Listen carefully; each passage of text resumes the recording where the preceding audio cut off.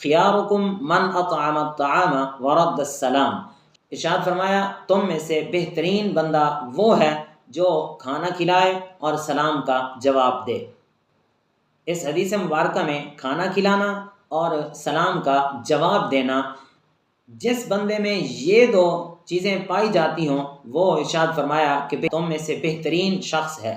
تو ہم دیکھتے ہیں کیا ہم میں یہ دو چیزیں پائی جاتی ہیں؟ کیا ہم کھانا کھلاتے ہیں دوسروں کو؟ کیا ہم سلام کا جواب دیتے ہیں؟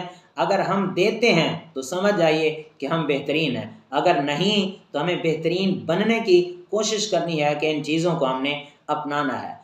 جہاں اللہ تبارک و تعالیٰ نے قرآن پاک میں جنتی لوگوں کے اوصاف بیان فرمائے، وہاں جنتی لوگوں کا ایک وصف یہ بھی بیان فرمایا کہ وہ دوسروں کو کھانا کھلاتے ہیں۔ ارشاد فرمایا وَيُطْعِمُونَ الطَّعَامَ عَلَى حُبِّهِ مِسْكِينًا وَيَتِيمًا وَأَسِيرًا، کہ وہ اللہ کی محبت میں مسکینوں، یتیموں اور قیدیوں کو کھانا کھلاتے ہیں۔ مفتی احمد یار خان نعیمی علیہ رحمہ اس آیت مبارکہ کی تفسیر میں لکھتے ہیں کہ وہ خود بھی ان کو کھانے کی حاجت ہوتی ہے، خواہش ہوتی ہے، لیکن اس کے باوجود بھی وہ دوسروں کو کھانا کھلاتے ہیں۔ اور بعض مفسرین کرام نے یہ بھی لکھا کہ وہ اللہ کی محبت میں دوسروں کو کھانا کھلاتے ہیں۔ یہاں پر یہ وصف بیان کیا گیا کہ وہ کھانا صرف اللہ کی رضا کی خاطر کھلاتے ہیں۔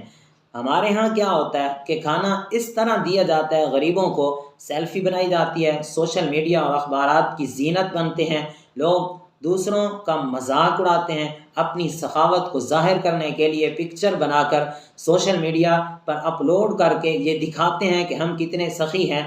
اس طرح یہ دکھلاوا ہے، یہ عزت کا معیار نہیں ہے، بلکہ اس کو بے غیرتی کہیں یا بے عزتی کہیں تو یہ بجا ہوگا، بلکہ اللہ کی محبت میں، اللہ کی رضا میں یہ کام کرنا چاہیے۔